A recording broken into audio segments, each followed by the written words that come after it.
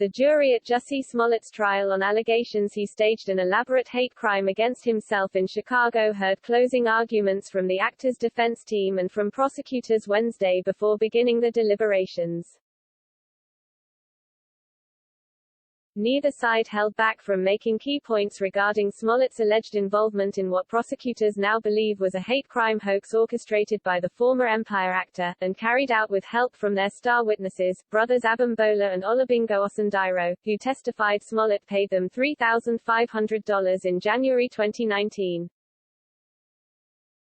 The lawyers' closing arguments capped just over 1 week of testimony in the case.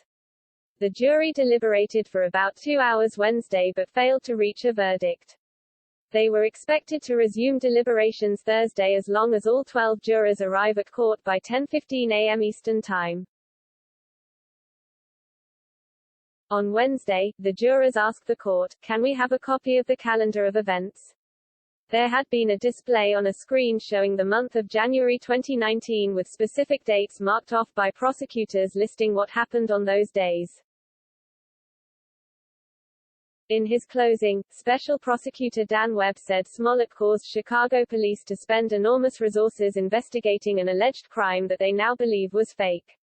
Smollett, who is black and gay, told police someone put a noose around his neck and yelled racist and homophobic slurs during the January 2019 attack near his downtown Chicago home.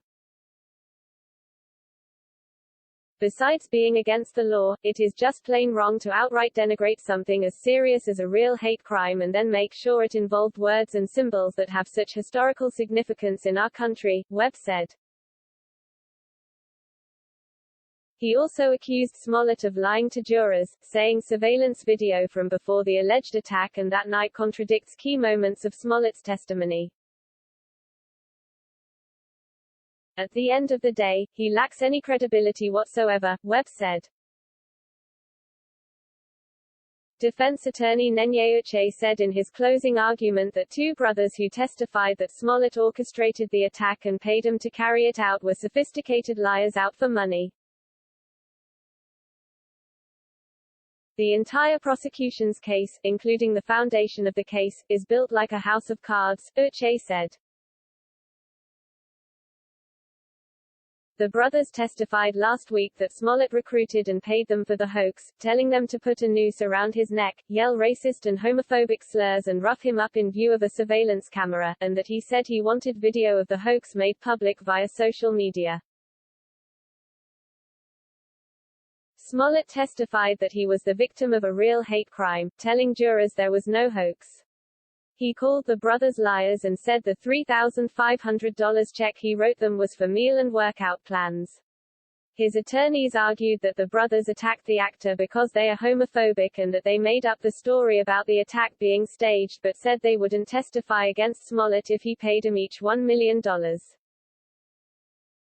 Uche told the jury that one of the brothers, Olabingo Osundairo, posted homophobic slurs on social media.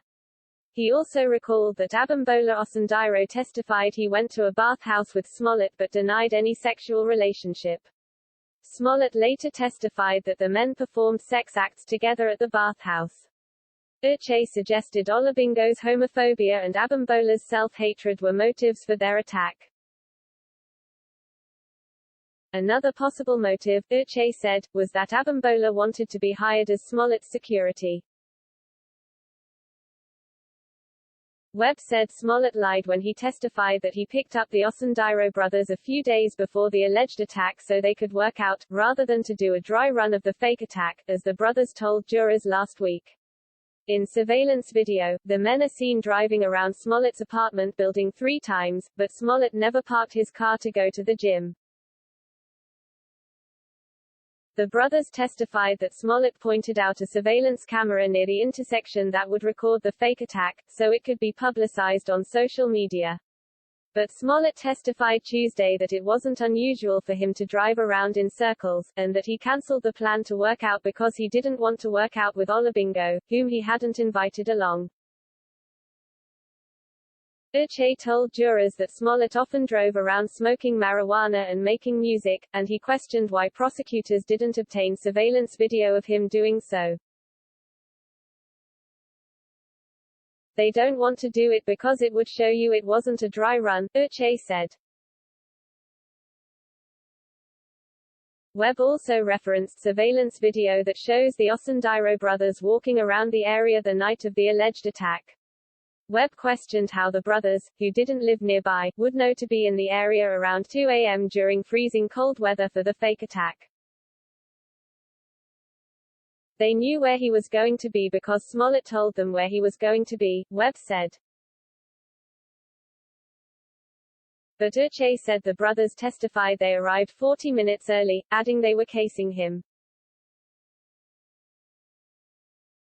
Webb also questioned why Smollett didn't turn over his cell phone to police or give them a DNA sample or access to his medical records to help with the investigation.